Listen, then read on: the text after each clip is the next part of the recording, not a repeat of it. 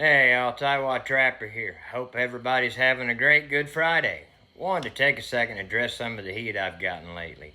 Some think I may be sharing a bit too much, but in a world of 30-second clips, staying silent lets the people who never step foot in the woods tell our story, usually with a lot of misinformation. Trapping isn't a relic of the past, it's a conservation tool, and without it, we see boom and bust cycles of distemper, mange, sometimes rabies that can wipe out our local populations and spill over into our pets and our livestock. We see ground nesting birds and turtles decimated before they even get to hatch. We aren't just harvesting, we're protecting the biodiversity of our areas. Are there moments that aren't pretty? Yep. This is the natural world.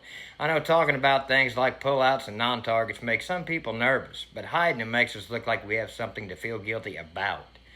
More importantly, if we don't show the reality, we're failing our next generation. I've had new trappers reach out to me and tell me they feel like they have to hide when things don't go perfectly because they're afraid of being shamed by the guys that have been doing it for 30 years. That should stop. We need to stop the gatekeeping and start the mentoring. We have to realize that when we shame our own, we're doing the work to antis for them. It's far more important to show a newcomer the right way to handle a challenge instead of staying silent out of fear of giving the antis the ammo. When we refuse to educate, we leave those new trappers out in the cold, and that's exactly when our enemies find their real ammunition.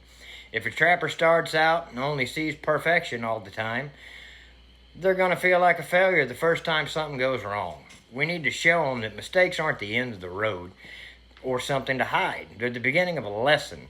We don't just walk away when things don't go perfectly. We troubleshoot, we adjust, and we get better. We're constantly refining our methods to be more selective and more humane.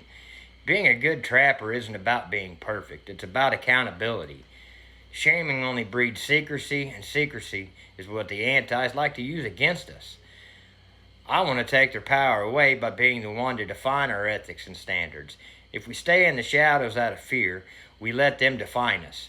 To my fellow trappers, I'm not trying to give antis fuel. I'm proud of our heritage. It's time we own our own narrative. We need to show them that we're not hiding in the shadows anymore. This isn't just about one group. We as outdoorsmen of all kinds, trappers, houndsmen, hunters, and fishermen alike, we all need to stick together now more than ever. There are people working every day to take our rights away. They count on us being divided and being silent. If we don't stand as one out in the open to protect our way of life, we're handing them the keys to our future. Our strength is in our unity, and our legacy depends on us stepping into the light. Sorry for being a little long-winded, but I thought it was an important message to share. Hope you all have a great night and a great weekend. We'll see you later. Tight chains.